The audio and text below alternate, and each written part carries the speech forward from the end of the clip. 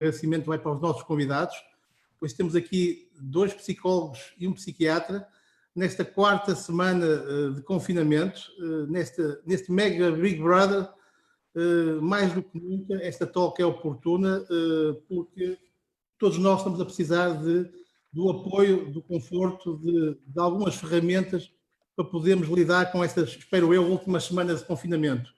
E passo a apresentar então os nossos 3 convidados. O meu enorme agradecimento, porque eles estão neste momento com agendas completamente a arrebentar, como devem imaginar, e retiraram aqui esta hora e meia, mais coisa menos coisa, para partilharem com toda a gente um conjunto de conselhos, de orientações, para nós podermos aguentar um bocadinho melhor estas últimas, espero eu, 2 semanas de confinamento. Professor Dr. Evandro Soares Monteiro, psicólogo clínico, psicoterapeuta certificado, é também diretor da M-Saúde, nosso parceiro nesta talk, certificado pela International Society for Interpersonal Psychotherapy, especialista em psicologia clínica e psicologia do trabalho e das organizações, na ordem de psicólogos, psychological coach, pós-graduação em gestão do IPAM-INAANGE, doutorado em psicologia clínica e mestre em ciências cognitivas pela Universidade do Minho, fundador e diretor da clínica M-Saúde, professor universitário do ICBAS, Instituto de Ciências Biomédicas Abel Salazar, Universidade do Porto, Dr. Gustavo França, médico especialista em psiquiatria, assistente hospitalar no Hospital de Magalhães Lemos, com formação em psicoterapia, psicodrama pela Sociedade Portuguesa de Psicodrama, com as áreas de interesse psicoterapia de grupo, psiquiatria forense, perturbações neurodesenvolvimento, PHDA no adulto, cessação tabágica e, finalmente, a doutora Ana Oliveira, mãe, companheira, filha e psicóloga, cerca de 16 anos de experiência profissional, psicoterapia individual, psicoterapia familiar e de casal, promoção e proteção de crianças e jovens, revestido de entrega e espírito de missão, especialista em psicologia clínica e da saúde, psicoterapia e psicologia comunitária pela Ordem dos Psicólogos Portugueses, licenciatura Psicologia pela Faculdade de Psicologia e Ciências da Educação e da Universidade de Coimbra, psicoterapeuta familiar e de casal, curso de formação profissional de intervenção sistémica e familiar de titulação em terapia familiar pela Sociedade Portuguesa de Terapia Familiar, terapeuta EMDR nível 1 e nível 2, membro efetivo da Sociedade Portuguesa de Terapia Familiar, membro efetivo da Ordem dos Psicólogos Portugueses, com a célula profissional 5026. Longos currículos, gente com muita experiência, o que demonstra que temos aqui as pessoas certas para vos darem as respostas certas. Relembro também que vocês, através do bate-papo, podem ir colocando questões que eu depois vou colocando também aos nossos especialistas. Bom, e a primeira pergunta dirijo-a naturalmente ao Dr. Evandro Monteiro, e será: o mundo vai mudar? Não vai mudar? O que é que nós podemos esperar depois desta pandemia? Bom, obrigado ao Zé Fontes, e agradecer esta iniciativa e dar os parabéns à Alfa por esta iniciativa, porque de facto o que nós mais precisamos neste momento é servir ao máximo com informação válida à comunidade. E de facto, com a quantidade de acesso à informação que as pessoas hoje têm, há excesso de ruído e excesso de informação que não é válida e que vai distorcendo e vai aumentando as inseguranças das pessoas. E, portanto, cumpre-nos a nós, a cumprir o nosso papel enquanto profissionais de saúde, servir também a maior parte das pessoas que têm acesso e que procuram, de uma forma ativa, ter acesso à informação que possa estar disponível, servir da melhor forma essa população. Quero também agradecer aos colegas da equipa, ao médico psiquiatra Gustavo França e à minha colega psicóloga Ana Oliveira, por estarem hoje aqui connosco neste evento. E basicamente a ideia de estarmos juntos e o facto também da Alfa estar a fazer isto, acho que a ideia é que realmente a melhor forma de nós ultrapassarmos qualquer crise é estarmos com quem quer estar connosco e trabalharmos em equipa. É assim que, de facto, as coisas podem mudar. Mudar para melhor e conseguimos adaptar melhor. E a propósito da pergunta que fazes, José, de facto o mundo vai ficar diferente. Garantidamente o mundo vai ficar diferente. E vai ficar diferente. Para melhor, se nós conseguimos transformar esta realidade num desafio para construirmos uma melhor forma de nos adaptarmos ao que vamos ter que enfrentar. E, portanto, se nós soubermos gerir as nossas características e a realidade que temos com mais consciência e proatividade, nós conseguimos talvez transformar isto numa forma mais desafiante e produtiva. Se não, acabamos por ser muito mais vítimas das circunstâncias e desenvolver muito mais problemas. E, portanto, é uma oportunidade de crescimento e que esta crise possa, de facto, trazer muito mais crescimento a todos e uma capacidade de adaptação e funcional a todos, que é esse o desejo de toda a gente, naturalmente. Ok, muito obrigado. Doutor Gustavo França, há sempre esta teoria que os psicólogos dão alguma conversa, os psiquiatras enchem as pessoas de medicamentos. Quais são alguns sintomas que nós devemos estar atentos para procurar um especialista? Ou seja, agora que temos mais tempo em casa, e isto é curioso porque nós de repente passamos a ter que reaprender, reaprender a ser pais, porque nós passávamos uma boa parte desta função aos professores e de repente tivemos que ser também professores, a ser também mais uma componente de marido e mulher, ou seja, passamos a estar mais tempo juntos com a nossa família, tudo isso nos obriga a fazer não é um esforço, é reprogramar-nos a nós próprios.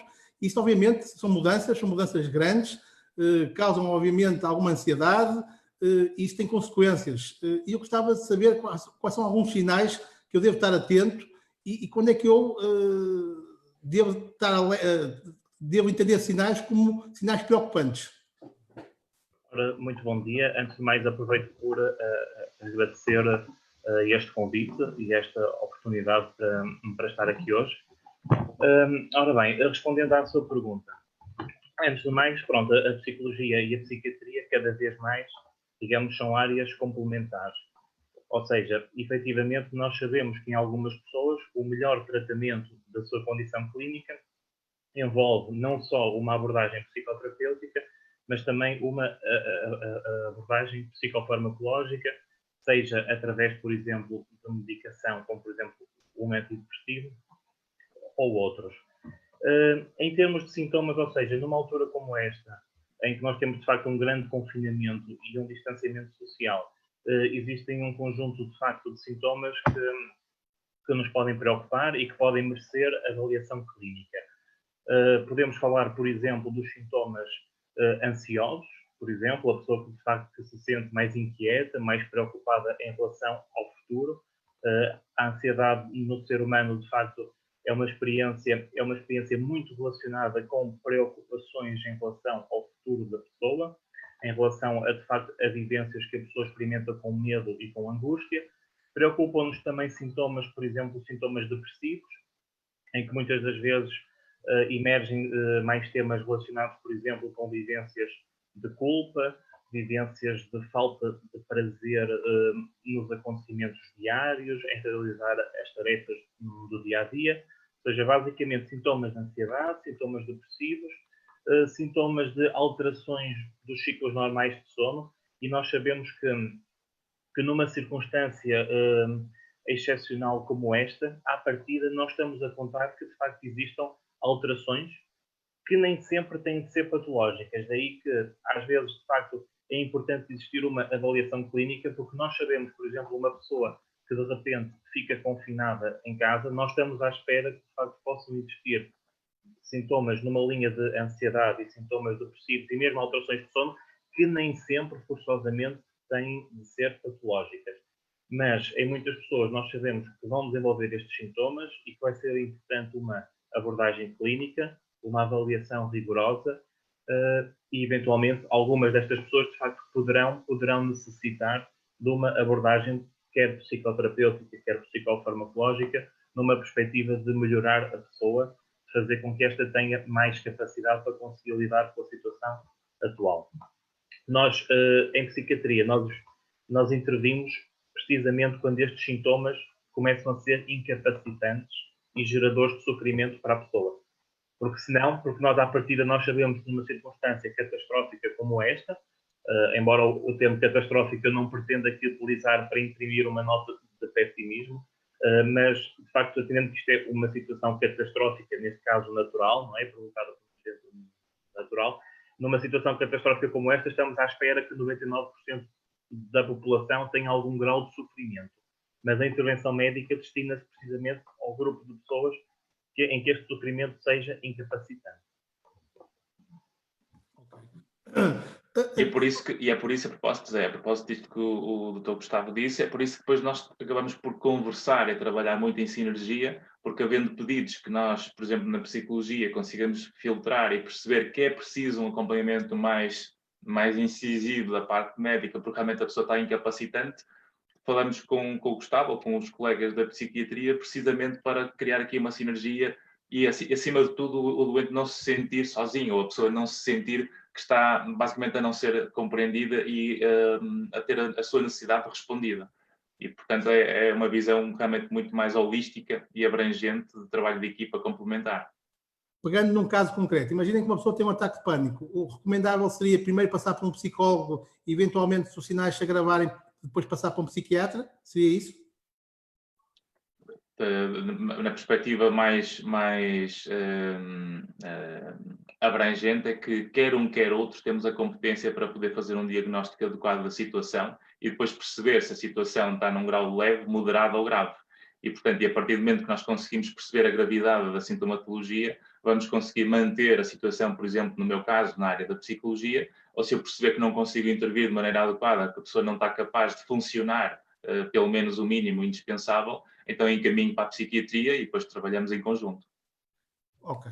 Às vezes, eu posso já acrescentar qualquer coisa, eu ainda não fui, ainda não disse, não cumprimentei oficialmente, mas digo já o meu olá e o meu obrigada. És bem-vinda. E agora o meu obrigada por estar aqui, a todos.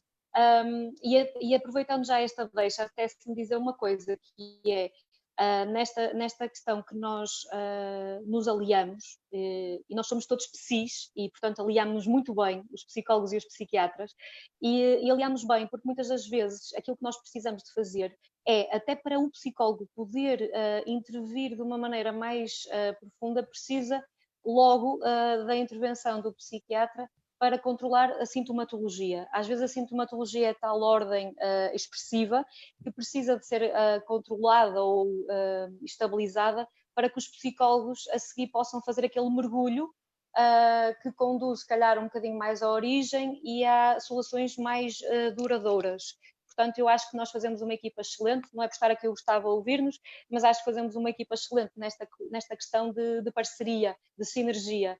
E o pânico é um bocadinho difícil de medir quem é que entra primeiro. Às vezes até a pessoa se dirige primeiro a um ao outro, até o próprio paciente ou cliente, como queiram chamar, que acaba por tomar a dianteira, em muitos dos casos, e aí o rumo do processo dita por si. Não sei se haverá um melhor elemento para vencer a corrida, mas acho que nós complementamos muito. Exato, se calhar aqui não é uma corrida, se calhar é uma forma de que os dois estamos competentes e capazes de responder a essa capacidade de diagnóstico, e depois, em função do diagnóstico, vamos conseguir depois planear a intervenção, ou individualmente ou em conjunto.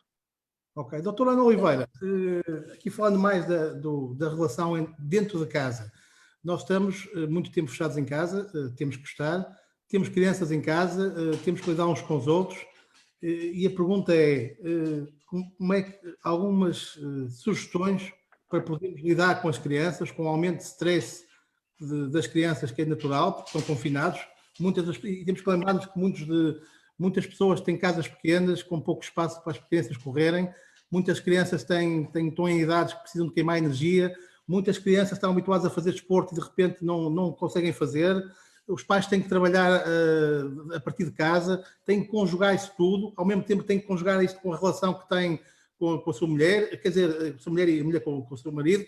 Como é que, algumas sugestões para lidar com isso tudo? É com blocos de tempo? Como é que nós podemos organizar toda esta confusão organizada? Eu acho, José, eu acho que o José queria dizer é como é que conseguimos sobreviver uns aos outros, não é? Exatamente. Qualquer coisa assim do género. Como é que nós vamos sobreviver nesta partilha? Eu acho que a palavra, o verbo que me apetece logo dizer é que nós temos que nos reinventar. Não dá para ser exatamente da mesma maneira como estávamos a viver até há um mês atrás. Portanto, aquilo que no nosso espaço, no nosso território, porque eu acho que aqui há depois uma questão até parece meio territorial, que apela um bocadinho ao nosso instinto mais quase animal. Todos nós precisamos do nosso espaço, todos nós temos as nossas necessidades individuais, mas depois temos aquela necessidade de pertença e nós agora estamos todos muito confinados e presos, com aspas e sem aspas, uns aos outros. Portanto, o que é que fazemos? O que é que fazemos? Aquilo que me dá vontade logo de dizer é manter rotinas.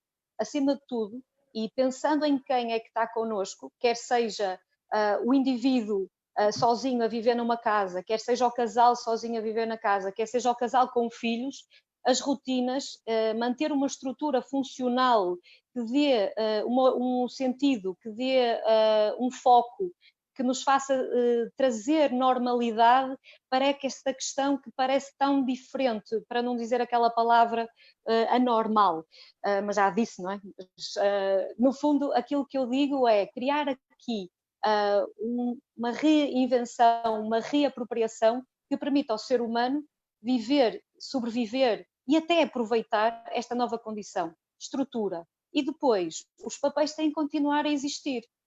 Os papéis de pai, o papel de marido, esposa ou outro formato de casal e por aí fora. E nada pode ser negligenciado, nada pode ser colocado em segundo plano. Aqui é uma questão até quase de habilidade, é tornar-nos mais criativos, mais flexíveis e mais divertidos no sentido de que é viver desta maneira. O tempo é diferente, a contagem do tempo parece diferente. Mesmo para quem trabalha a partir de casa, como é o nosso caso e muitos outros profissionais, o tempo é vivido de outra maneira. Eu provavelmente, depois de terminar daqui, de estarmos aqui a conversar, eu vou-me levantar e vou fazer trabalhos de casa. Vou ajudar as minhas filhas a fazer os trabalhos de casa. E logo a seguir, volto para este sítio e posso começar uma consulta. Isto não é a minha vida habitual, não é o nosso formato habitual. Em poucos metros, nós temos acesso às facetas e aos papéis de todos da nossa vida, que é curioso, que é maravilhoso, mas também exige muito mais. Não sei se respondi, não sei se preciso aqui de algumas estratégias mais concretas. Podemos falar até da necessidade de criar aqui uma lógica de partilha, de comunicação mais efetiva, em que realmente, se eu quero estar sozinha um bocadinho, eu vou comunicar isso aos meus filhos, ao meu marido, à minha esposa, a quem for. Não chega ao facto das pessoas devem saber, basta olhar para a minha cara e perceber que eu estou a precisar. O tempo das refeições ser um tempo de qualidade, um tempo em que verdadeiramente nós fazemos uma pausa, já não chega aquela questão de estamos juntos ao final do dia e agora vamos fazer o apanhado do dia. Agora é preciso estreitar aqui estes canais de comunicação mais do que nunca e, acima de tudo, pelas necessidades. Eu acho que temos que aperfeiçoar esta questão de comunicar as necessidades de cada um. Ou seja, o que o doutor está a dizer é que esta questão do confinamento pode ser uma oportunidade de estreitar laços de comunicação. Sim, de estreitar e melhorar. E melhorar porquê? Porque, na verdade, nós falamos, não é? Mais ou menos desde os 2 anos de idade começámos a falar à volta disso, não é? E podemos achar que é uma coisa inata, mas isto é falar. E nós nem sempre falamos e nem sempre comunicamos exatamente aquilo que estamos a sentir, aquilo que estamos a precisar. E aqui é uma altura em que, mais do que nunca, cada um tem que estar atento às suas necessidades individuais e também às necessidades da família e comunicá-las. Se uma mãe ou um pai está a precisar de ir para o quarto, ver um filme, uma série, ler, estar em silêncio, meditar, o que for, deve comunicar, porque acima de tudo vai ter que fechar estes limites de tempo e de espaço, porque o tal confinamento, o tal X metros de quadrados não vai facilitar isso. Portanto, essa comunicação tem que ser cada vez mais efetiva entre cada um dos elementos. E é nesse sentido. Até dando mais chega, complementando o que a Ana está a dizer, nós vemos que as pessoas, porque não conseguem de facto comunicar em condições, arranjam desculpas e escapes para conseguirem ter esse espaço individual. Ao ponto de, por exemplo, quererem, eu vou buscar pão, eu vou lá abaixo à rua, e depois começam a ter uma diferença entre o precisar sair e o querer sair, que são coisas diferentes, não é? Sim, é isso. Bom, há uma coisa aqui No casal isto é mais evidente, no casal isto acaba por ser mais evidente, mas falaremos mais à frente. Isso é tipo aquela pergunta, querida, olha, eu vou lá abaixo, não queres vir comigo? Pois não. Que é para ver se ela fica, não é? Ou seja, todos nós precisamos de volta e meia de ficar sozinhos, do nosso momento sozinho com nós próprios. Embora, neste momento, eu acho que nós já estamos fartos até de nós próprios. Isso é a diferença, certo? Isso é a diferença entre estar em solitude e estar em solidão. A solitude é uma necessidade nossa. Nós precisamos, de facto, ter tempo sozinhos para conseguirmos estar bem com os outros. E a pessoa, quando não consegue ter esse espaço para ter tempo sozinho, porque aquilo é que muitas vezes se chama de espaço vital, de facto é uma necessidade que, se nós não a tivermos, vamos aumentar sempre o nosso grau de ansiedade, porque ansiedade significa que eu não estou a ter controle sobre a minha situação, sobre a minha realidade. O espaço vital, para as pessoas terem um bocadinho a noção, é, por exemplo, imaginemos estarmos numa carruagem de metro, em que temos 50 lugares disponíveis, e nós estamos sentados num lugar. De repente alguém entra e vem se sentar ao nosso lado. O que é que nós sentimos? Com tanta gente aqui, com tanto lugar disponível, de 50 lugares livres aqui nesta carruagem, e o que é que esta tipa vem se sentar aqui ao meu lado, não é? E, portanto, há uma necessidade de espaço que todos nós temos, que é invisível, mas que, se nós não conseguimos ter a consciência disso, não vamos conseguir articular bem as palavras para comunicar em condições com os outros. E isso é que é um problema significativo quando estamos num espaço confinado, juntos uns dos outros. Porque esse espaço que estamos a falar acaba por ser organizador, acaba por ser este silêncio e este espaço, este tempo que nós estamos a falar, acaba por ser quase uma necessidade vital, como o Ivan estava a dizer, no sentido de reprocessar informação, de voltar a centrar e a focar, até em alguns conflitos e até em algumas abordagens que podem ser melhoradas, não é? Até porque os gritos e essa coisa que nós às vezes notamos e nós próprios também é humano fazemos, acaba por ser essa expressão da necessidade básica que não está a ser respondida. Isso acontece muito na relação pais e filhos.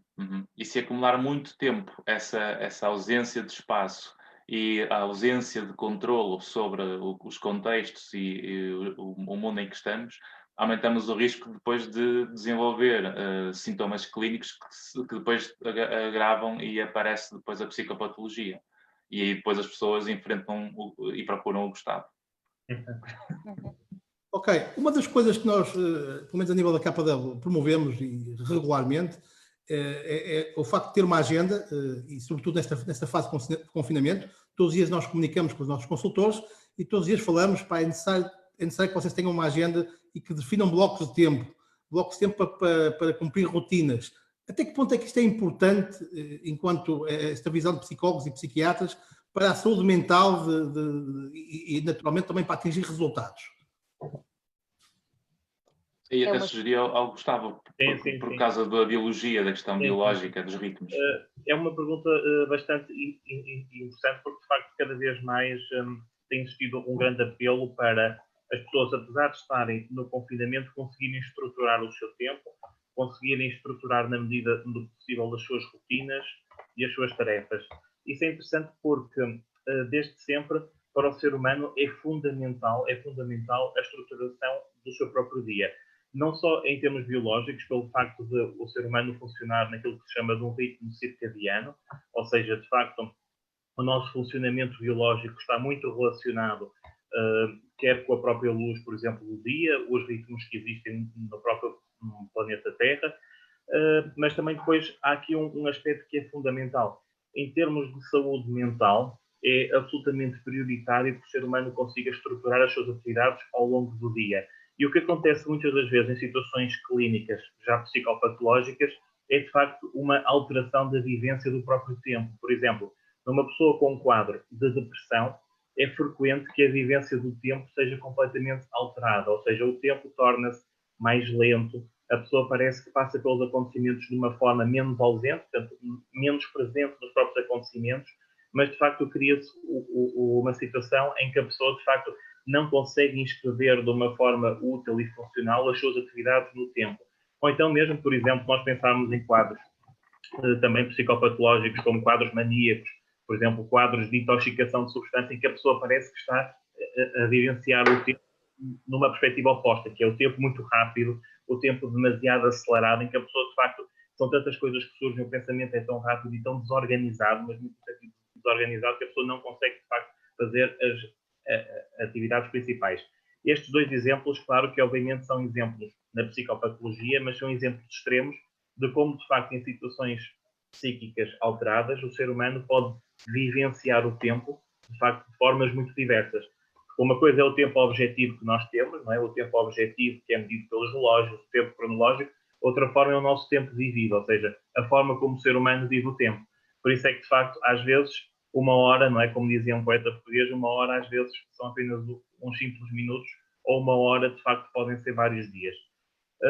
Se o tempo é vivido de uma forma diferente por todos nós, é importante sim que seja criado significado. O importante é de facto nós criarmos um significado com o tempo. E de facto o significado com o tempo é essencialmente as atividades que nós fazemos, não só connosco próprios, como os meus colegas de facto disseram a importância de nós estarmos connosco, mas também o tempo que nós temos é uma oportunidade de nós vivermos e de nós estarmos com as outras pessoas. De facto, nós conhecemos o outro ser humano, estamos com o outro ser humano num espaço temporal. Daí que todo o nosso tempo na nossa vida é um lugar muito privilegiado, porque é de facto através de uma relação temporal que eu estabeleço contacto com as outras pessoas. Não sei se eu respondi mais ou menos à pergunta. Respondeu muito bem, e eu até aproveitava para fazer aqui uma chamada de atenção. Consultores que me estão a ouvir, não sou eu que digo, é o seu doutor que diz, portanto, é porque é verdade. Façam os vossos blocos de tempo, definam a vossa agenda e vão ver que tudo corre bem. Eu comecei por dizer que muitos de nós olhamos para a televisão para ouvir os economistas falar do futuro e das tendências, e eu aqui defendo uma abordagem um bocadinho diferente. Estamos perante pessoas que falam com pessoas e que entram dentro das pessoas, entrando na sua centralina, no seu cérebro. Ou seja, se há pessoas que podem prever o futuro, são os psiquiatras e os psicólogos, porque basicamente podem adivinhar como é que as pessoas se vão comportar depois dessa pandemia. Gostava de ouvir um bocadinho da vossa opinião. O que é que será expectável do comportamento das pessoas, depois do que têm falado com as pessoas? Qual será a tendência de comportamento das pessoas depois desta pandemia? Qual será a vontade de consumo das pessoas? O que é que vos parece? Só há uma coisa que eu talvez diga antes de falar do futuro, e depois a seguir os colegas podem dar esse contributo, mas há uma variável que eu acho que é transversal em termos de mensagem que temos que dizer a toda a gente. É que, neste momento, há um conjunto de características que são esperadas que as pessoas tenham. Portanto, que são perfeitamente normais, que são aceitáveis, e que até mostra que realmente estamos ligados à realidade. Portanto, emoções como medo, ansiedade, angústia, incerteza, alguma solidão, frustrações, algumas tensões e zangas são realidades que fazem parte da equação neste momento, e nós não temos que transformar isto em psicopatologia ou doença, porque faz parte um pouco deste contexto atual. E nós temos que compreender e aceitar, porque quanto mais aceitamos, mais fácil é nós flexibilizarmos e nos adaptarmos para mudar. E nós sabemos que o fator preponderante mais importante para nós conseguirmos ultrapassar esta realidade e pensar no futuro é claramente a capacidade de adaptação. E ninguém se adapta se não for flexível. Portanto, para haver capacidade de adaptação, nós temos que realmente ser flexíveis. E a flexibilidade é um fator fundamental para isso. E de um ponto de vista pessoal, em termos de desenvolvimento pessoal, o fator mais importante para nós conseguirmos ser flexíveis é a capacidade adequada de articulação de pensamento. Se eu conseguir articular bem as minhas narrativas, a minha lógica do pensamento, vai ser mais fácil eu ter consciência do que é que ando a pensar. Isso faz com que eu consiga articular melhor as minhas emoções e que depois me faz ter melhores comportamentos. Portanto, a capacidade com que eu vou conseguir adaptar os meus comportamentos no futuro vai ter a ver muito com a minha gestão emocional, que é tanto mais eficaz quanto mais eu for capaz de ter consciência da maneira como eu ando a pensar. E, portanto, se nós conseguimos conversar abertamente uns com os outros, principalmente com quem temos confiança e que expande a nossa maneira de ser, provavelmente nós vamos conseguir ter melhores resultados e conseguir ter um futuro muito mais interessante, muito mais desafiante e não propriamente problemático, porque isto é uma oportunidade, de facto, de nós todos ficamos melhores no final, quando acabar esta crise. Mas a questão que eu estava a colocar era, o que é previsível do comportamento das pessoas no pós-pandemia? E diria até a nível de hábitos de consumo.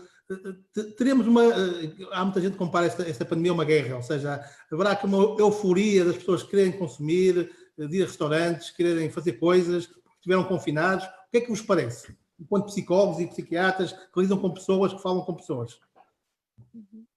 A previsão da China, os chineses já estão à frente um bocadinho desta realidade e nós podemos ver um bocadinho como é que o mamífero humano vai lidar com isto, vendo um bocadinho o que é que está a acontecer na China. O que aconteceu na China foi que, depois do confinamento, houve um comportamento ricochete. Portanto, as pessoas estavam basicamente trancadas, presas, e de repente passam um bocadinho para o oposto. Portanto, vão quase que fazer o excesso de tudo aquilo que não puderam fazer, antes de começar a normalizar. E, portanto, esta é uma das variáveis que gostava de pôr na conversa, e agora talvez os colegas também possam dar aqui um contributo interessante, porque realmente esta reação inicial, do tipo, não tinha nada, agora eu quero tudo, vai ser um bocadinho o que vamos atravessar também. Eu vou sentir... Diz, Gustavo. Ora bem, de facto, é uma questão assim importante, é uma questão, de certa forma, até extravasa, esta questão acerca do consumo, não é? Do consumo e das pessoas consumirem ou não após a pandemia, é uma questão que extravasa um bocadinho a minha área da psiquiatria, mas estava aqui a pensar e, de facto, o que é que acontece em termos psicopatológicos quando uma pessoa consome excessivamente? Por exemplo, nós podemos ter em psicopatologia um homem que de repente vai a um stand de automóveis e compra 10 BMWs e depois, passado um dia, vai lá outra vez e compra mais 10 BMWs. Numa situação psicopatológica, num quadro, por exemplo, maníaco. O que é que acontece neste caso? Há um excesso de confiança desta pessoa. A pessoa patologicamente sente-se muito confiante, está num estado megalómano, ou seja, eu diria que um dos aspectos que determina muito a capacidade de consumo é a confiança. E numa situação, de facto, de pandemia, a pessoa está numa situação de insegurança e de incerteza em relação ao futuro. Uma vez desbloqueado este aspecto de incerteza em relação ao futuro, eventualmente é possível que os ritmos, digamos, de consumo possam estabilizar. O que eu acho que esta pandemia irá provavelmente alterar, e nesse aspecto eu concordo com os meus colegas, no sentido de, e estes aspectos podem ser muito positivos, é de facto obrigar-nos a repensar as relações sociais que nós estabelecemos, as relações que nós de facto temos com as outras pessoas. Acho que esta crise de facto pode nos levar a um caminho de nos tornarmos pessoas mais solidárias com outra pessoa. Porque há um aspecto aqui que é claro, que é o sofrimento, embora seja a todos toca de uma forma diferente, mas o sofrimento é de facto coletivo nesta situação. E individual ao mesmo tempo. Obrigado. Doutor Gustavo França, podia estabilizar a câmara que está um bocadinho aos saltos. Não sei se é o telemóvel. Ok, obrigado. Doutora Ana... O que eu ia acrescentar é que o que eu vou sentindo nas consultas, nas sessões que mantenho, é que realmente as pessoas vão tendo um sentir muito curioso, que é próprio do confinamento, que é partilharem muito desabafos sobre coisas que realmente não podem fazer. Parece aquela história do fruto proibido, que é o mais desejado. As pessoas falam muito de coisas que queriam fazer. Desde coisas mais simples, banais, como eu queria ir cortar o cabelo, eu agora é que ia fazer isto, eu agora é que ia viajar, ia não sei onde. Ou seja, este confinamento, eu acho que está a despertar muito o impossível. Ou seja, nota-se a tendência das pessoas quererem e desejarem aquilo que não podem ter. E para ligar àquilo que estava a perguntar o José, eu acho que pode haver aqui um movimento inicial da tal soltura, ou seja, a partir do momento em que as pessoas vão começar a voltar à tal normalidade, poderão ter aqui alguns ímpetos. Mas eu não acredito, e isto é uma opinião pessoal, porque realmente eu também concordo com o Gustavo, não sei se nós somos assim, nós percebemos de comportamento humano e podemos predizer aqui algumas coisas, mas esse futuro parece assim uma coisa meio quase extra ou sobrenatural, o que está a pedir. E o que eu sinto que possa vir a acontecer é um bocadinho este salto, este ímpeto, esta impulsividade de querer fazer ou de quase o grito de Ipiranga, mas eu acho que será inicial, porque eu sinto, tal como o Gustavo disse, que as pessoas estão a voltar-se muito para dentro de si, no sentido mais afetivo, no sentido mais relacional, estão a estreitar relações com pessoas com quem já não tinham contato há algum tempo, e eu acho que isto é capaz de realmente ser muito reestruturante do que é a essência e o que é o sentir. E eu penso que, eu não sei se isso vai ser duradouro, mas eu penso que isso é capaz de trazer uma harmonia diferente ao mundo. Pelo menos numa fase inicial. Depois não sei se isto se irá manter, se não, se depois vamos voltar àquela engrenagem e àquele ritmo, mas que eu acho que as pessoas estão muito mais centradas no lado positivo do que é importante para elas, isso eu sinto, não só com quem eu converso as minhas relações pessoais, como das pessoas que acompanho. Bom, eu acho que são boas notícias para quem trabalha na área imobiliária. Nós temos basicamente o local onde as pessoas se relacionam, que é a casa, o bem mais importante para todos os seres humanos, onde nascem, onde crescem, onde tudo acontece e, portanto, é por aqui que se calhar se vai passar... Olha, então eu posso lhe dar uma boa notícia, também é um tema que eu vou ouvindo, que é, realmente tenho que mudar de casa, porque agora que estou aqui fechada há tanto tempo, é que eu vejo que não corresponde às minhas necessidades, também é tema que ouço. Portanto, é capaz... Eu preciso de espaço, quero um quarto só para mim. Eu preciso de espaço. Portanto, pode ser um tema interessante para a imobiliária. Aliás, o desafio aí é conseguir fazer com que esse impulso para comprar casa, não é? As pessoas consigam perceber que uma casa pode ser uma excelente oportunidade de se construir um lar, que é muito diferente ter uma casa e ter um lar. Não é? E para ter um lar as pessoas têm que conseguir articular a comunicação, têm que conseguir conversar, têm que conseguir ter tempos individuais, têm que respeitar a individualidade de cada um e, acima de tudo, têm que ser responsáveis uns de uma forma individual para conseguir respeitar o outro. E estes territórios que começam a ficar muito emaranhados porque nós não temos o espaço suficiente ou nem sequer treinamos essas competências de marcar esses limites, muitas vezes nas relações familiares, faz com que isto até possa trazer à consciência a necessidade, de facto, de que uma casa nova fará todo sentido.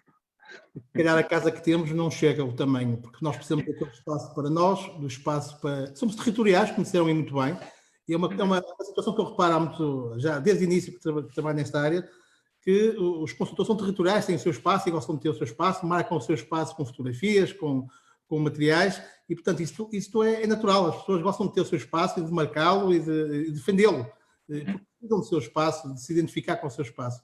E muitas vezes nós temos a nossa casa, achamos que chega, mas não chega porque quando somos confinados àquele espaço e durante muito tempo, percebemos que estão mais pessoas em casa e cada pessoa também reclama um bocadinho do nosso espaço e esse espaço passa a ser muito pequeno para todos.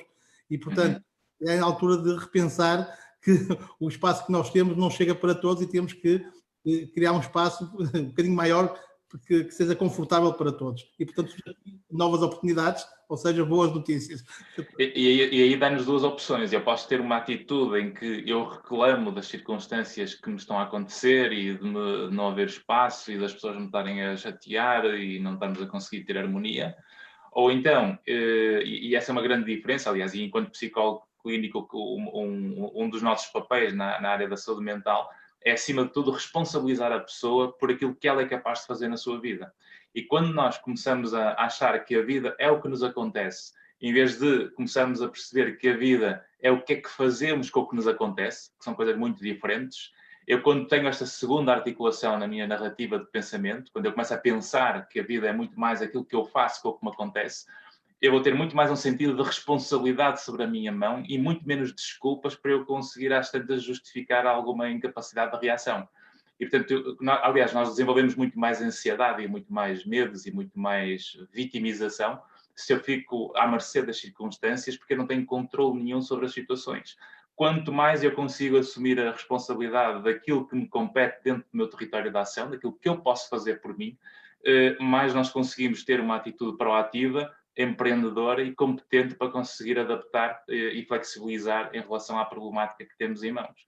E, portanto, acima de tudo, a forma mais adequada conseguimos lidar com isto, e pensando no futuro, numa perspectiva de oportunidade, é trazer o melhor lado de sentido de responsabilidade individual das pessoas, porque sem esse sentido de responsabilidade individual, e se nós ficamos a achar que é o governo, ou é o Estado, ou é os outros, ou é o mundo que tem que resolver a situação e eu depois é que vou ver como é que eu fico, se a perspectiva é esta, nós vamos ter sempre muito mais o risco de termos ansiedade, sintomas que depois se tornam clinicamente significativos, psicopatologia, vitimização, e enfraquecemos um pouco toda a comunidade se permitirmos que esta responsabilidade individual seja anulada por causa desta crise.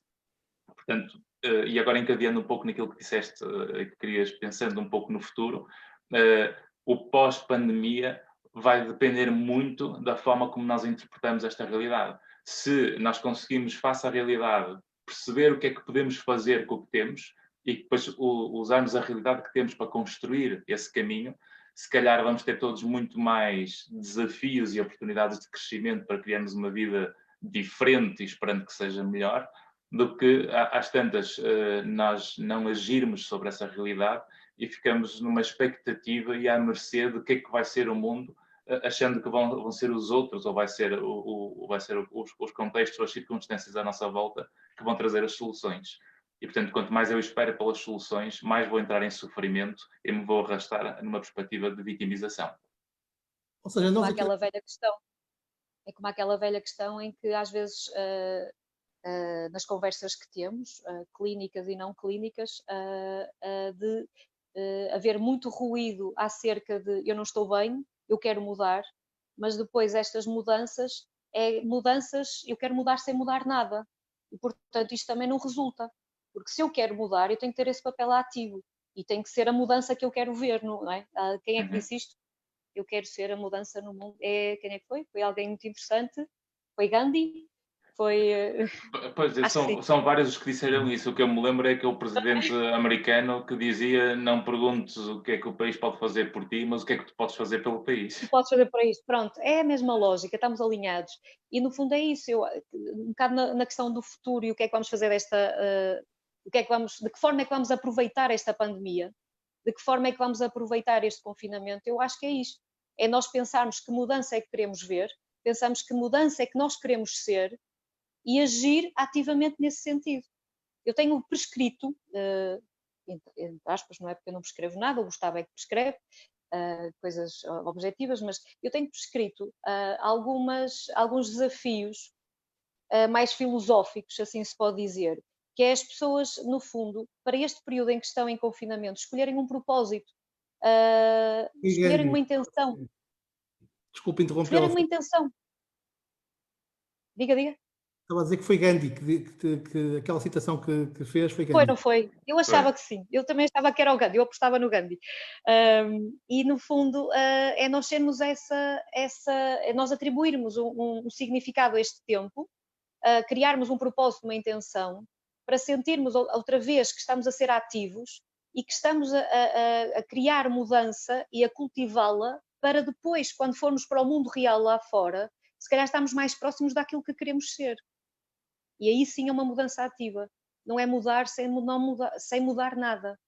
Porque senão o que vamos encontrar é aquilo que o Dr. Gustavo encontra com os pacientes, que é de certeza, e pode usar mais chega sobre isso, quase certeza, que é ver as pessoas muito mais num lugar de vitimização, a queixarem-se e a lamentarem-se e com o mundo a pesar-lhes em cima.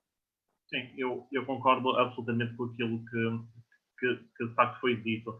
Um dos aspectos mais importantes que nós temos que fazer em termos terapêuticos é precisamente tentar potenciar, digamos, a autonomia da própria pessoa.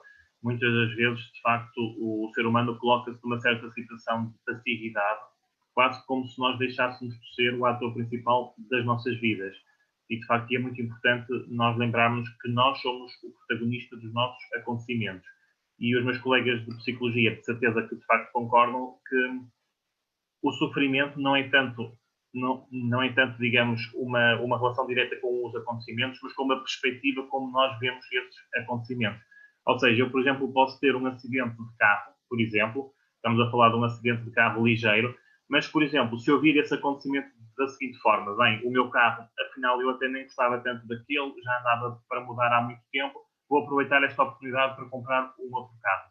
É completamente diferente se eu vir este acontecimento de uma outra forma, como, por exemplo, bem, este acidente de carro, isto foi um autêntico desastre, se calhar eu não sou um bom condutor, se calhar não sou capaz de conseguir conduzir, se calhar nunca mais vou conseguir entrar dentro de um carro. Ou seja, o sofrimento é essencialmente não tanto os acontecimentos negativos, mas sim a forma como, de facto, nós conceitualizamos o que nos acontece. E os meus colegas provavelmente também concordarão nesse aspecto. É uma questão de, eu às vezes brinco a dizer que é uma questão de lentes, não é? É a forma como eu vejo a realidade, é as lentes. Se eu tiver postas umas lentes negativas, eu vou ver tudo mais pela negativa. Se eu escolher, e eu acho que aí é uma escolha ativa também, as lentes que eu quero ter para ver a minha realidade. E mais uma vez é assente nessa mudança e nesse papel de protagonista que estavas a falar, que nós temos que ter. E acho que neste período de pandemia nós temos que ter escolher bem as lentes com as quais queremos ver a realidade e a perspectiva que queremos trazer. É por isso que a consciência dos nossos pensamentos, portanto, a capacidade que nós temos de conseguir ver ou ler realmente o que é que nós estamos a dizer a nós próprios, porque o nosso pensamento funciona por narrativa, nós temos uma linguagem na nossa mente, que usamos o português, neste caso, para conseguirmos pensar sobre a nossa vida. Se eu não tenho cuidado com a qualidade das palavras que eu tenho, essa qualidade das palavras, portanto, vai ter um enviesamento emocional, porque a palavra tem conotação emocional, que influencia as emoções e depois altera o nosso comportamento. E isso vê-se, por exemplo, nos estudos de alta performance, com atletas de alta competição, em que o facto de eu estar numa linha de partida, em que eu estou ao lado do campeão do mundo, e eu estou, por exemplo, a achar que, bom, ele é o campeão do mundo, eu estou a ser usado basicamente como carne para canhão, e portanto isto está perdido porque ele é o campeão. Portanto, se a forma como eu interpreto a minha posição nas circunstâncias que eu tenho é negativa, eu vou aumentar a predisposição para que as coisas corram mal. Se eu consigo articular numa narrativa que me permita criar mais força e mais o empowerment, não é? O empoderamento, a minha capacidade de saber o que fazer comigo, eu se calhar estou ao lado do campeão do mundo, porque se calhar eu sou bom o suficiente para ter chegado aqui. E se calhar eu tenho que acreditar que realmente até posso hoje ganhar, porque ele já é o campeão e eu aqui ainda não sou. E, portanto, esta capacidade de desafio pessoal, de conseguirmos perceber como é que eu posso usar as palavras no meu pensamento para influenciar as minhas emoções e depois começar a executar os comportamentos que trazem realmente essa responsabilidade individual, é talvez a melhor forma de eu conseguir estar com os outros. E reparem que quanto mais nós vamos ser tanto mais capazes de ajudar os outros e estamos muito mais solidários com os outros, quanto mais bem nós estamos com nós mesmos. Quanto pior e quanto mais desorganizada está a nossa vida, mais egoístas nos tornamos e menos paciência temos para o mundo e para os outros, porque já basta os nossos problemas, basicamente. E, portanto, quanto mais nós conseguimos realmente ter esta paz interior através de uma boa competência consciente de articular o nosso pensamento, mais vamos conseguir assumir a responsabilidade individual que nos compete e não há nenhuma desculpa para nós não conseguirmos desenvolver isso, porque a maior parte das pessoas são perfeitamente normais e saudáveis para conseguirem fazer isso. E, portanto, nós temos que apelar e estimular essa responsabilidade individual para que consigam criar a esperança para as ações que é preciso executar para provocar a mudança. Porque não basta só ter boas ideias, não é? Aquelas sugestões ou aquelas prescrições que nós até podemos sugerir e que as pessoas muitas vezes até dizem e que gostariam, porque agora estão presas, já têm uma desculpa para não fazer, não é? Então a consciência aumenta a dizer que queriam fazer e podiam ter feito, mas não fizeram e portanto agora é que vai ser.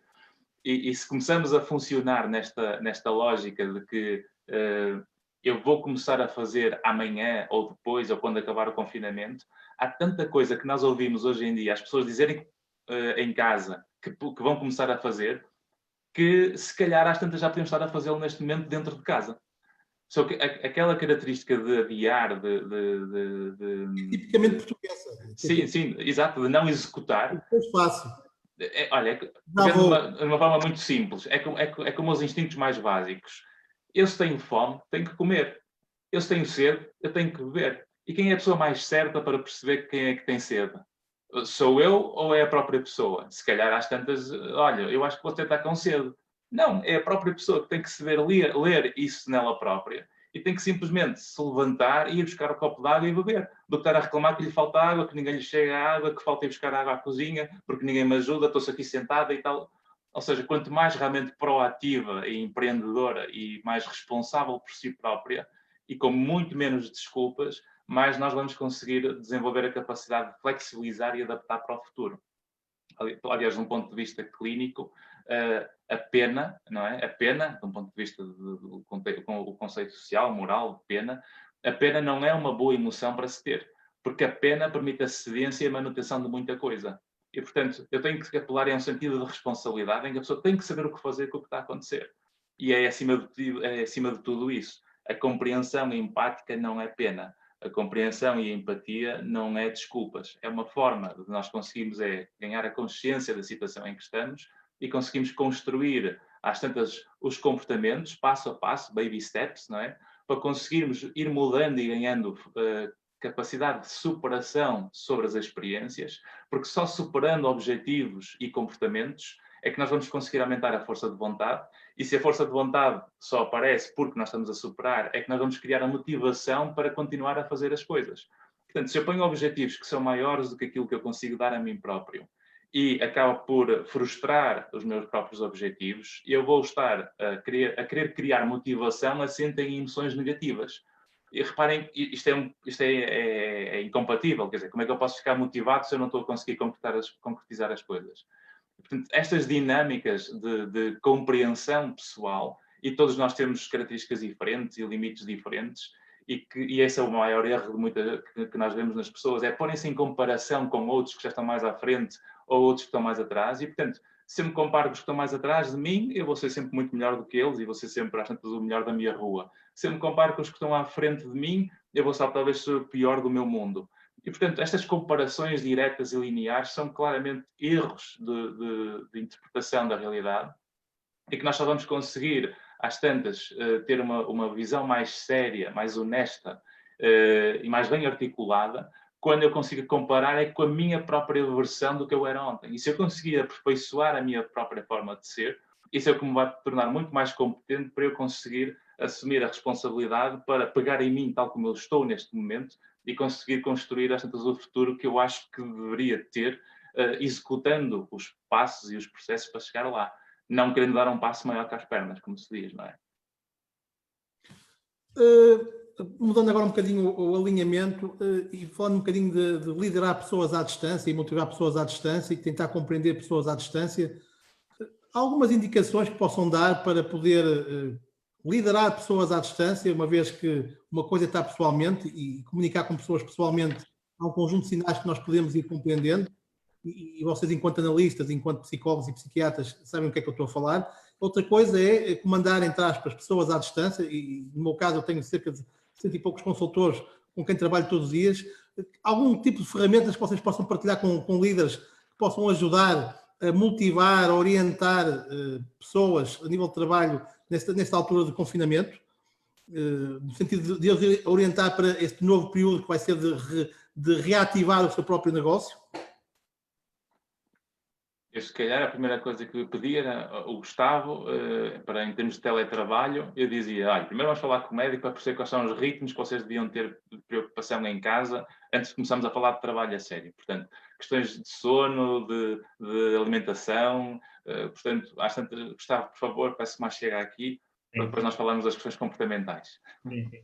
Pronto, eu acho que, de facto, a situação da distância, não é? E, por exemplo, falando um bocadinho da questão da telepsiquiatria, é essencialmente uma oportunidade e é algo que decorre não só das circunstâncias atuais, mas também da evolução tecnológica que houve nos últimos anos. Ou seja, efetivamente, neste momento é possível fazer consultas médicas à distância, por exemplo, e temos consultas médicas, consultas de psicologia.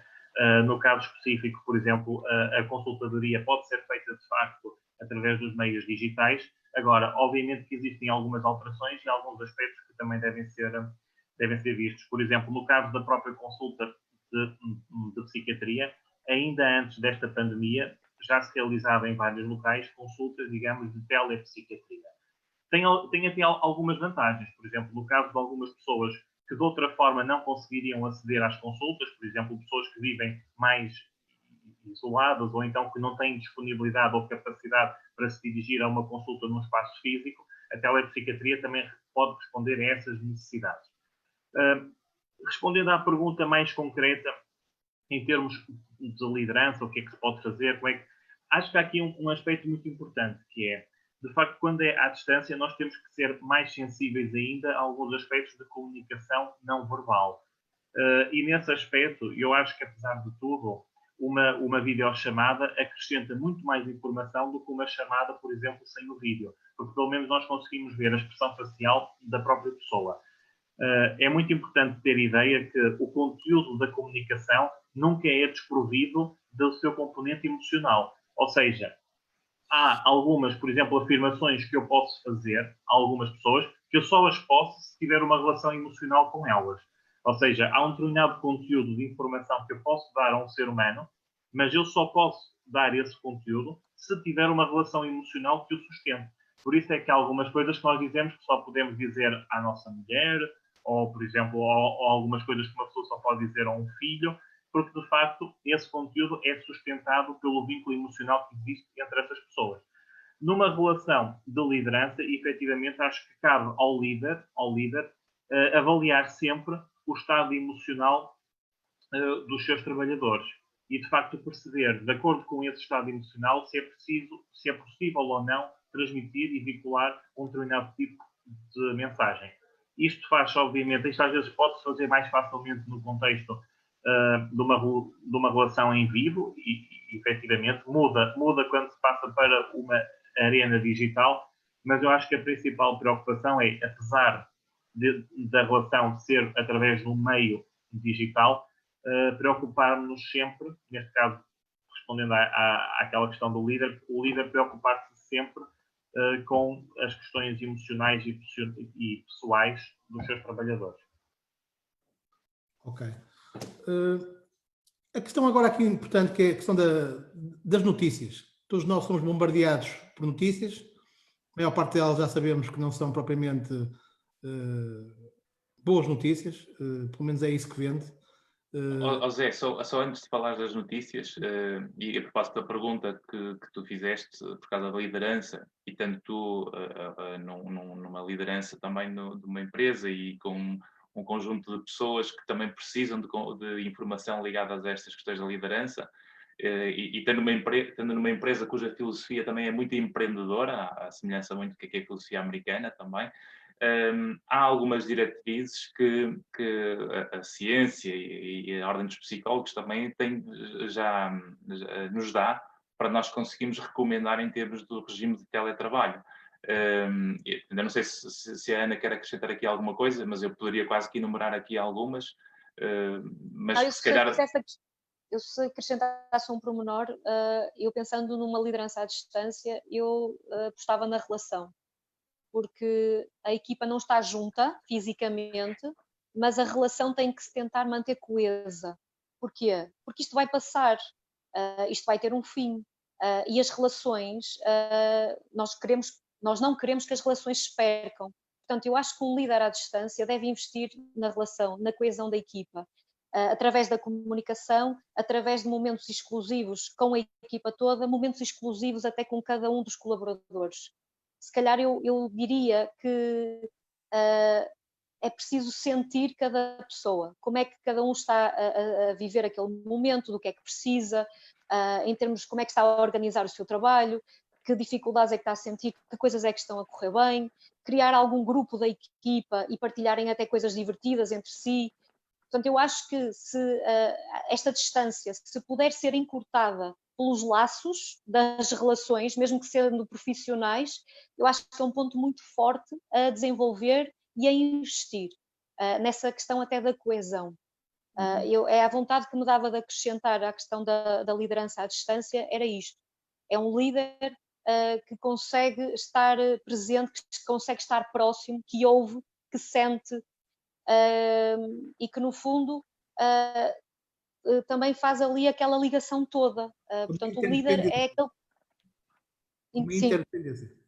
Exatamente. Sim. Uhum. Eu vou só enumerar algumas das orientações da investigação científica que têm sido recomendações de vários estudos nestas áreas de teletrabalho, porque é importante partilhar um bocadinho isto. Portanto, uma delas é que as organizações devem mobilizar esforços, primeiro, para dar as condições materiais e físicas para que as pessoas possam, de facto, ter o espaço adequado para conseguirem trabalhar em equipa, em teletrabalho. Portanto, cada um deve preocupar-se em ter o seu próprio espaço individual, o tal espaço que não há invasão, para poderem executar, de facto, a sua função, dentro do possível. Portanto, cada um na sua casa ou no seu escritório. Uma atitude enquanto liderança, a recomendação é de confiar nos colaboradores, promovendo autonomia e responsabilidade, porque de facto, ao não termos acesso à informação, ao não vermos como é que ocupam o seu tempo, de facto, a única forma de um líder conseguir liderar em condições é delegando e promovendo autonomia. E quando a pessoa, é como numa família, se alguém me pede liberdade, a única coisa que eu quero em troca é responsabilidade. E, portanto, eu para dar liberdade, eu para ter a liberdade tenho que assumir a minha responsabilidade. E, portanto, esse sentido é fundamental. E, portanto, ok, vamos dar autonomia às pessoas, mas vamos apelar à responsabilidade delas. Outra é aceitar e compreender que a produtividade em regime de teletrabalho não é igual à produtividade em regime presencial. As coisas devem ser mais flexibilizadas e teremos naturalmente, se nós formos flexíveis, também colaboradores mais flexíveis. E o que importa, acima de tudo, é conseguirmos converter horários de trabalho em objetivos de trabalho. E, portanto, o que nós precisamos é ter resultados, é conseguir mostrar que conseguimos atingir os objetivos da semana ou do mês e não propriamente querer controlar os tempos individuais de cada um, porque essa flexibilidade tem que existir nesse cenário. Outra que é importante é fazer reuniões à distância, mantendo o contacto dos colaboradores, porque isso permite acompanhar o trabalho, motivar, esclarecer, principalmente incluindo a videoconferência, porque a videoconferência é uma ferramenta importantíssima, porque uma coisa é nós estarmos sem câmara, outra coisa é estarmos com câmara. Sem câmara nós tornamos sempre mais irresponsáveis, quer queiramos, quer não. Portanto, a forma como nós podemos estar escondidos atrás só de um micro ou de um micro desligado e de uma câmara desligada, em teletrabalho, provavelmente, numa reunião, é aconselhável termos, de facto, as duas coisas ligadas. Depois, também, outra recomendação é clarificar papéis, responsabilidades e o expertise na equipa, ou seja, cada um saber o que é que deve fazer, de uma forma muito específica, e executar esses papéis. Outra orientação é estabelecer objetivos e estratégias de curto e médio prazo, em que vocês falam de qual é o prazo específico desse objetivo ou dessas estratégias. Outra orientação, estabelecer rotinas regulares de reflexão durante o período de trabalho. Ou seja, podemos fazer algo dessa análise de rotinas com briefings, antes de as fazermos, ou depois das ações serem feitas, com debriefings. Depois, outra recomendação, partilhar ou pedir informação relevante de forma objetiva e nos momentos-chave, especialmente para as equipas que a comunicação também é feita através da tecnologia e onde a troca de informação não seja síncrona. Ou seja, quando nós conseguimos fazer uma parte do trabalho agora e daqui a pouco o outro precisa que nós terminemos esse trabalho para ele depois dar seguimento. Portanto, ter que haver aqui uma sincronização através da boa comunicação entre os elementos. Outra recomendação ainda, manter os afetos positivos e gerir conflitos na equipa, porque há objetivos que são dependentes uns dos outros e se nós estamos preocupados com os nossos objetivos e não percebemos que o outro tem tempos diferentes dos nossos, ou se estamos a querer que o outro trabalhe ao nosso próprio ritmo, eu estou a projetar a minha forma de ser no outro e isso faz com que nós já temos maneiras diferentes de funcionar, vamos criar talvez uma tensão e um conflito desnecessário, quando na prática o que nós precisamos é o objetivo cumprido e não propriamente naquele momento o resultado. E por último, as chefias diretas monitorizarem e assegurarem a realização das práticas descritas, ou seja, haver realmente os objetivos e as estratégias bem estruturadas, com vários passos, não é? E conseguimos controlar a forma como esses passos estão a ser executados, não através da crítica, mas através do que é que falta fazer para acrescentar ainda mais ao que já está a ser feito. Porque é diferente eu corrigir alguém porque tu ainda não fizeste, do que dizer tu estás o que tu fizeste está bem, o que é que nos falta agora fazer? Portanto, é assim que se acrescenta valor. É uma crítica, é uma construção, uma articulação das palavras que forma a construir energia positiva para acrescentar ao que está a ser feito, em vez de destruir o que já foi feito e ainda não chegou. Portanto, estas são as guidelines que têm sido evidenciadas em vários estudos ligados ao teletrabalho. E agora sim, portanto, às tantas falamos da informação, essa questão do excesso de informação que estavas a perguntar. Ok, obrigado, Ivan. Nós diariamente somos bombardeados, normalmente pela televisão, de um conjunto de notícias, normalmente a maior parte delas são, obviamente, porque não é isso que vemos. E a pergunta que eu dirijo a todos é como é que nós devemos digerir esta informação? Devemos pôr aqui uma cota máxima de acesso a esta informação? O que é que recomendam nesse tipo de situação? Para alguma sanidade mental. Um dos aspectos eventualmente mais importantes e que é difícil de responder por vezes é qual é a dose certa daquilo que nós devemos consumir em termos de mídia.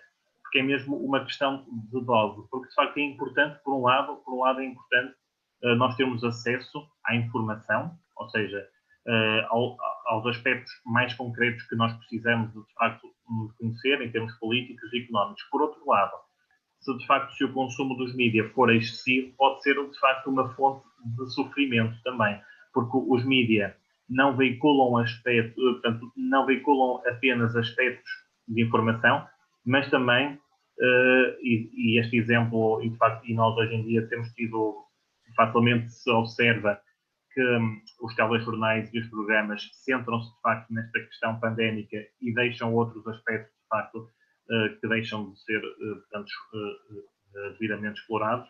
O importante provavelmente é mesmo nós conseguirmos determinar uma dose certa de consumo de notícias, de consumo televisivo, de consumo de rádio.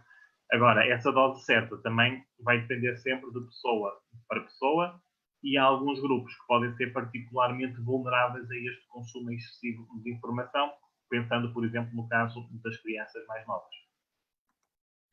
Não sei se existe algum tipo de calibração por idades ou cada caso é um caso, portanto, ficará ao bom senso dos pais em relação às crianças, não sei. Cada caso é um caso, mas também estamos à espera, por exemplo, que os pais sejam capazes de filtrar, digamos assim, e de explicar alguns dos conteúdos aos filhos, principalmente aos filhos mais novos. Tem, obviamente sem falar em nomes, tem tido casos de pânico, de situações que ultrapassam o bom senso nesse tipo de realidade que tem registado? O que nós nos temos apercebido é que, de facto, em muitas pessoas, principalmente aquelas que já à partida eram pessoas mais ansiosas ou pessoas que até já tinham tido antecedentes de episódios depressivos, são pessoas que, de certa forma, têm uma certa maior vulnerabilidade, e podem, de facto, agravar os seus sintomas neste período. Daí que é importante, lá está, não só o acompanhamento, mas também uma detecção precoce e um tratamento mais eficaz destas situações. Mas eu diria que sim, diria que de facto existe um grupo de pessoas que de facto podem ter uma vulnerabilidade maior a um agravamento sintomático e de facto nós já temos verificado isso nos dias de hoje. Uma das situações que penso eu que causa alguma ansiedade é não termos uma data certa para dizer, opa, isto acaba dia tal. E penso que isto é e afeta-nos a todos, não ter uma data de final oficial desta famosa pandemia. Como é que nós podemos e devemos lidar com essa falta de data de encerramento oficial da pandemia? O que é que sugerem para lidar com esta falta de data oficial? Ana, queres dar uma data? Tem uma data. Não, uma coisa é certa, o fim vai existir. E acho que essa mensagem de esperança nós temos que, obviamente, todos desenvolver em nós. E, no fundo, acima de tudo, é pensar que aquilo que está a acontecer tem um propósito, ou seja, porque é que nós estamos em confinamento? Nós estamos em confinamento porque temos aqui uma necessidade geral da população se proteger deste vírus. Portanto, não é em vão que nós estamos nesta situação. E, portanto, é preciso confiar naquilo que está a acontecer, nos movimentos todos que estão a existir e que nós estamos realmente a caminhar para o fim. Agora, não existe uma data prevista, não existe um fim óbvio com data marcada como estamos aqui a brincar. Não existe, mas que estamos a caminhar para ele, sim. E mais importante do que o fim é olhar em frente, é olhar na direção do caminho que nós estamos todos a percorrer e que esse existe. Portanto, mais do que o fim, é confiar no caminho, no processo que já está a acontecer e na melhor forma de o rentabilizar, como nós estamos a falar, a favor de todos. Portanto, eu acho que aqui é uma questão de gerir a esperança, de gerir a confiança em cada um, em que de facto o que está a acontecer é para o bem comum, é para o bem individual e que estamos todos a ir nessa direção. Não posso prever uma data, não posso dizer algo mais concreto. O que estamos a dizer basicamente, e que as pessoas devem entender, é que o que a ciência do comportamento tem demonstrado é que, de facto, quanto mais eu consigo prever o futuro em termos da minha realidade, mais eu consigo controlar e sentir-me mais seguro sobre o que é que eu devo fazer. E, portanto, isto é previsível. Nós sabemos que quanto mais eu controlo a realidade, mais seguros e mais executamos os comportamentos que nos são benéficos. E, portanto, eu não tenho que pensar às tantas daqui a meio ano ou daqui a um ano como é que as coisas vão estar. Eu tenho que pôr o foco no aqui e no agora, naquilo que eu consigo fazer por mim neste momento. E se eu sei, por exemplo, que o estado de emergência vai terminar no dia 17 e vai ser renovado, portanto, vamos assumir que não há aqui um fim do estado de emergência, há uma continuidade do estado de emergência até ao final do mês.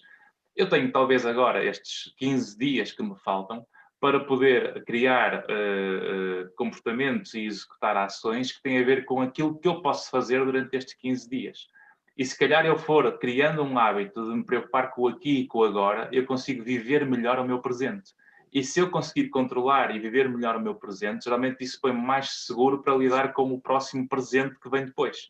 E, portanto, eu vou quase que encadeando e criando um bom hábito, que é uma coisa que as pessoas até no ritmo em que estavam não estavam a conseguir ter, que era, nós estamos sempre ou à frente do presente, então nós estávamos sempre ansiosos e a querer mais e a querermos algo do futuro, ou então estávamos no presente a ser assombrados pela sombra do passado, e aí estávamos muito mais tristes ou depressivos.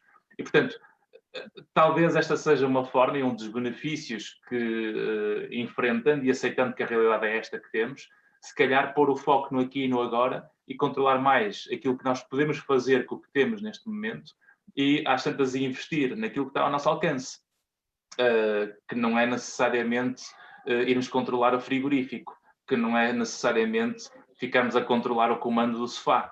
E, portanto, há uma série de comportamentos que nós podemos, de facto, oferecer a nós próprios, que só não estamos a fazer, de alguma forma, porque ainda não temos a consciência que isso pode ser feito. E, se calhar, às tantas, esta conversa pode levar a que as pessoas aumentem a consciência do seu território de ação e de poder, para conseguirem depois treinar essa competência de viver o aqui e o agora, para conseguirem depois lidar melhor com o prazo ou com o tempo que for necessário. E que façam as suas escolhas, porque agora é a oportunidade de fazer essas escolhas. Eu tenho 15 dias em que eu posso dedicar ao meu autocuidado, porque habitualmente não cuido muito de mim, ou não me olho tanto ao espelho, ou não sei o quê. Vou fazer exercício físico, vou fazer as refeições direitinhas. Não é? Quantas vezes nós estamos aqui, se calhar deixamos de almoçar porque aproveitamos para trabalhar. Se calhar agora temos uma oportunidade para fazer tudo mais direitinho, para cozinhar, que também é um ato de amor para quem está connosco e claro, dedicá-lo com mais calma. Aliás, reparem no pormenor do ato de cozinhar e é um excelente exemplo que eu costumo dar sempre a toda a gente, que é, se repararem, mesmo quando nós gostamos de cozinhar, nós só fazemos o prato especial quando temos convidados em casa. Portanto, vem amanhã, vem os meus amigos, vem a família, etc. E nós nos dedicamos a fazer, às tantas, o nosso manjar dos deuses. No entanto, quando estamos sozinhos, quantos de nós é que vai fazer, de facto, o prato especial que sabe fazer? Às tantas é a sanduíche quando é para nós próprios e é o prato especial quando é para os outros. E, de facto, há aqui talvez um desleixo individual na forma como a pessoa, de facto, também não se mima na forma como pode cuidar desse seu espaço. E, de facto, se eu sei fazer, às vezes, uma lasanha topo de gama, às tantas é hora de irmos para a cozinha e talvez nos dedicarmos um pouco a fazer, às tantas, esse nosso prato especial e depois dar a apreciar ao sistema familiar. Que claro, se calhar, se ele não for muito, se habitualmente não aprecia muito a minha comida, se calhar se eu dedicar um pouco mais de tempo, até posso ter a sorte de começarem a apreciar. E já agora, como estamos juntos, vão ter que começar a apreciar, porque vamos ter que revezar para equilibrar as tarefas em casa, para não andarmos a ser escravos uns dos outros.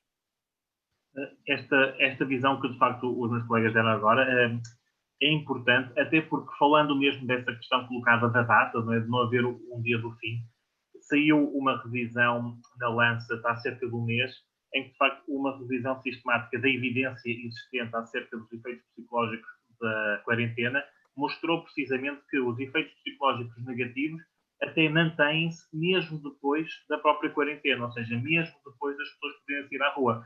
Ou seja, o dia em que as pessoas saem pode não ser, de facto, o mais importante, porque, de facto, os efeitos psicológicos negativos podem se manter até depois. Daí que, pegando neste aspecto, aquilo que os meus colegas, de facto, e este otimismo e estas dicas que, de facto, foram faladas, ganham uma importância ainda maior. E pensarmos muito numa perspectiva de, não de descontinuidade, ou seja, acaba a quarentena e agora volta tudo àquilo que era, mas numa perspectiva de continuidade, tirando, de facto, os aspectos positivos, porque, de facto, existem e foram falados, pegando, de facto, nos aspectos positivos e conseguir aplicá-los mesmo depois da própria quarentena. E até, se calhar, podemos brincar com as palavras, podemos brincar um bocadinho com as palavras e dizer que, na verdade, o futuro não existe. Se nós pensarmos, o futuro não existe. O futuro há de ser o presente da amanhã. Portanto, o que nós temos é o presente. E é o que o Ivan estava a dizer do aqui e agora, dessa lógica focada mais no presente, e é agora que nós podemos agir. Amanhã também podemos agir, mas é quando chegar o amanhã. Palavras fortíssimas da doutora Ana Oliveira. Fantástico. Mais uma questão que não deixa de ser importante em questão das rotinas. Eu tenho reparado em algumas reuniões que tenho que há pessoas que obviamente se têm desleixado um bocadinho na questão de deixarem-se andar de pijama, deixarem de fazer a barba.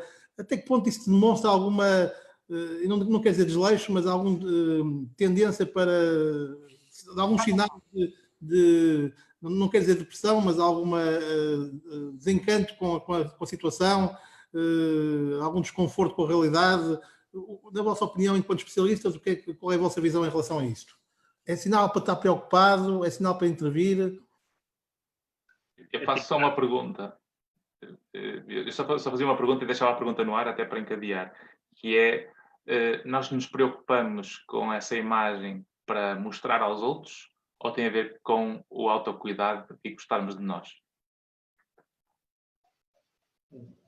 Pegando um bocadinho nestes dois aspectos, à partida, não é? À partida, se nós estivéssemos nesta situação atual, não é? Se uma pessoa, de facto, chegasse à consulta e dissesse que passa os dias em casa em pijama, à partida, sim, nós iríamos valorizar bastante como um sintoma depressivo, ou seja, um desmazelo da própria pessoa pelo seu autocuidado, pela aparência. Isso, de facto, é uma característica de alguns quadros depressivos.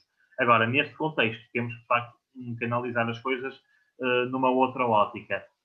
Mas, de facto, é muito importante, de facto, nós pensarmos na roupa que nós vestimos, não só para os outros, de facto, como aquilo que o Dr. Evandro, de facto, dizia, mas também a roupa que nós vestimos para nós próprios.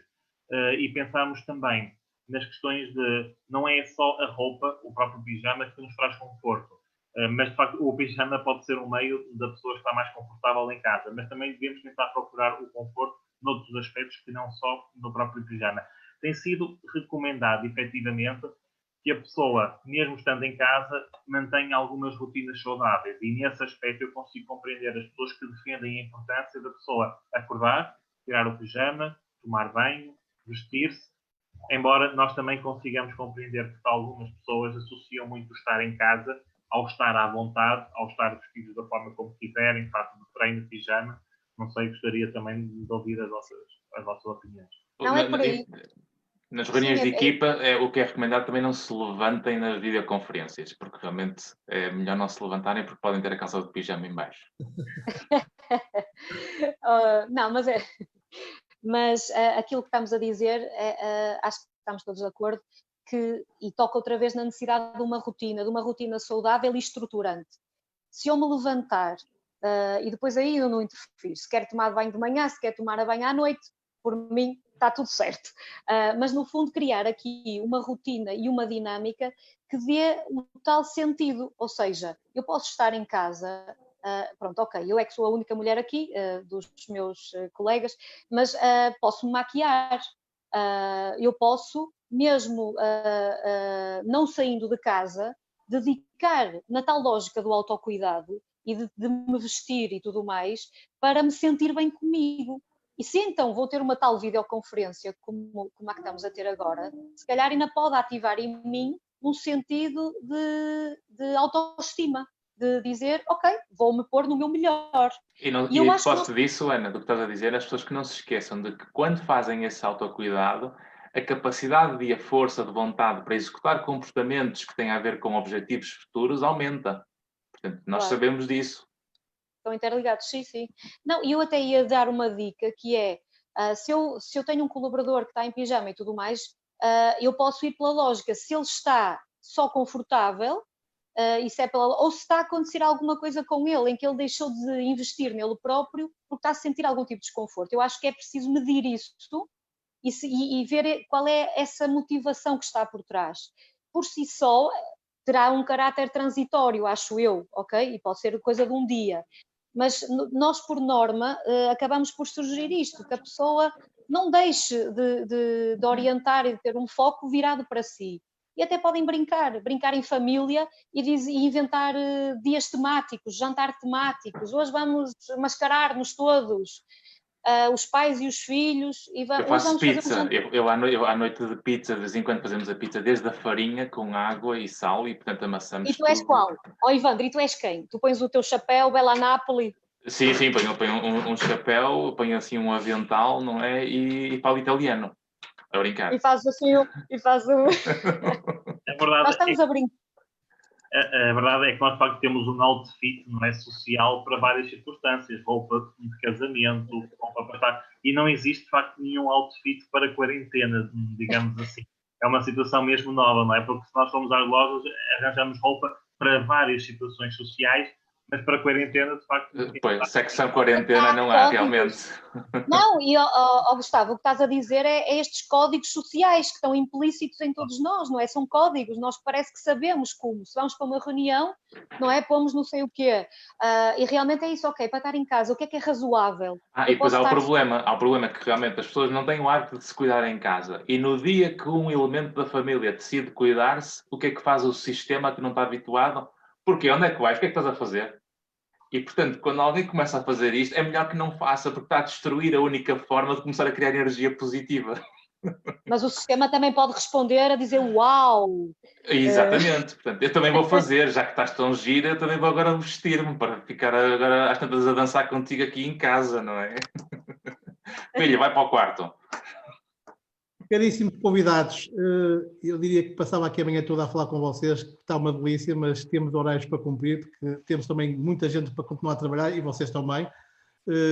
Atingimos o nosso tempo limite, foi um prazer enorme estar com vocês. Eu faria só aqui algumas conclusões da nossa conversa, que foi uma delícia.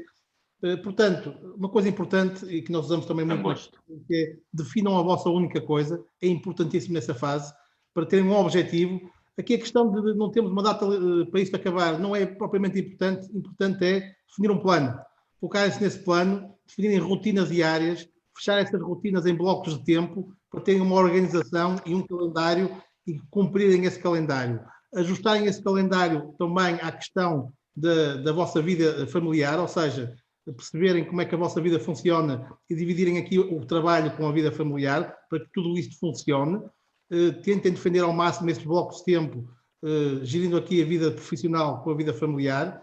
Não se esqueçam de brincar com as crianças. As crianças naturalmente sofrem também com este período de confinamento e, portanto, precisam de libertar energia, precisam de brincar, e brincar é também uma fase fundamental para poderem crescer e, portanto, dediquem-lhes algum tempo. Não se esqueçam também das pessoas de idade, que nesta fase também de confinamento passam momentos difíceis e, portanto, comuniquem com eles um bocadinho todos os dias.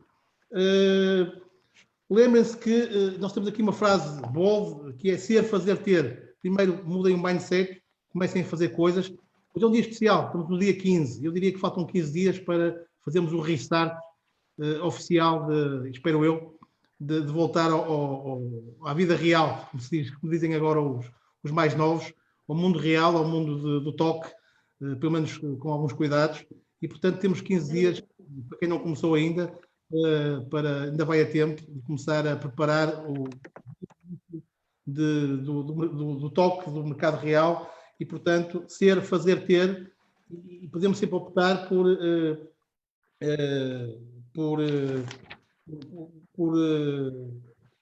ter desculpas ou por fazer coisas. As duas coisas é que não podemos fazer. Ou temos desculpas ou fazemos as coisas.